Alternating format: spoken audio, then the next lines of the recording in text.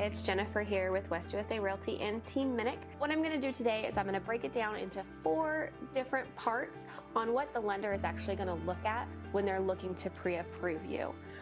So that way it can help you prepare whether you're buying a home tomorrow or a year from now. This is for my home buyers about lending. One of the main steps when we first get started in purchasing a home is getting that pre-qualification letter from the lender.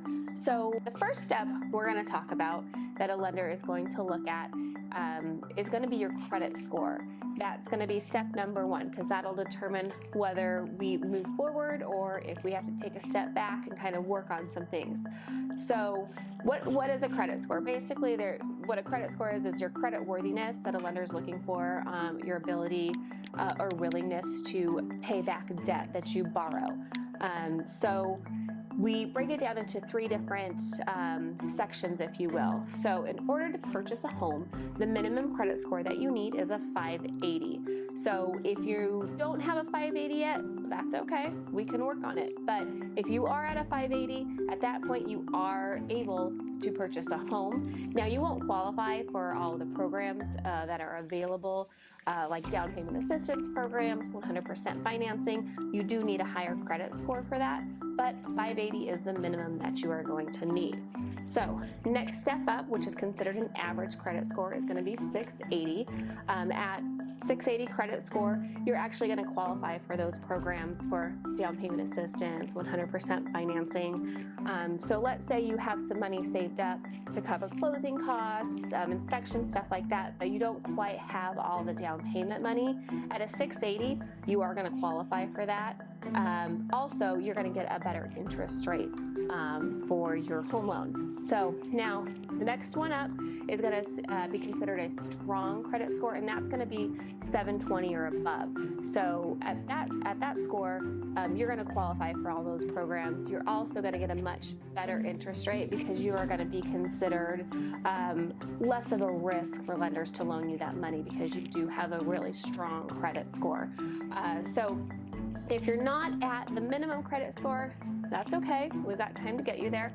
So what I'm going to also talk to you about is a few things that can actually help you improve your credit score, and how certain things that you do or don't do are going to affect it. So main thing, obviously, is to pay any bills you have on time. That's a huge factor, on-time payment. Even if it's just the minimum payment that you're making, make sure you pay that on time because after 30 days, it gets reported to the credit reporting agencies, and that is going to affect your credit. Another thing that's important to remember is the ideal ratio of your credit line versus what credit you're using.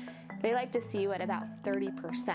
So let's say you have a credit card for $3,000. You want to keep that balance that you are carrying on that credit card at like $900 or below, or 30% of what's available. That's what they like to see. Another thing, I have people come to me all the time that say, hey, I've never owned I don't have a credit card. I have 0 credit. That doesn't mean you have bad credit, but you have no track record to show that you are a responsible borrower. So one of the things we recommend to our clients is getting a secured credit card.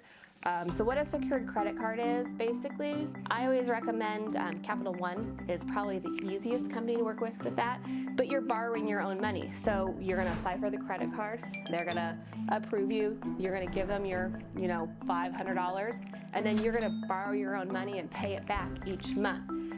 When you start to have that track record of showing that you are a responsible borrower, you can pay back that money, it actually helps build your credit up. So there's never, it's never too early to start looking at these things.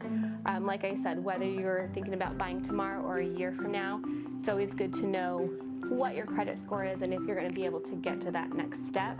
And just to add on to that, where you obtain your credit score actually does matter. There are only 3 credit reporting agencies that count. I know a lot of people like to go on some of the websites like Credit Karma, for instance. They are not a credit reporting agency. So while they may shoot you a credit score, I like to compare Credit Karma kind of like a Snapchat filter. It's going to make it look prettier than it probably is. So if you are wanting to know what your credit looks like, each year you actually can request a credit report from the 3 credit reporting agencies for free. It'll show you what your credit scores are, also what's on your credit, because there may be things on there that are mistakes that you would like to get fixed that can help bring your score up. So that's the first step in what a lender is actually going to look at. And that's it for part 1 of our series, talking about what lenders are looking for when they are looking to get you pre-qualified. So just go ahead and keep your eye out for part 2 of the series.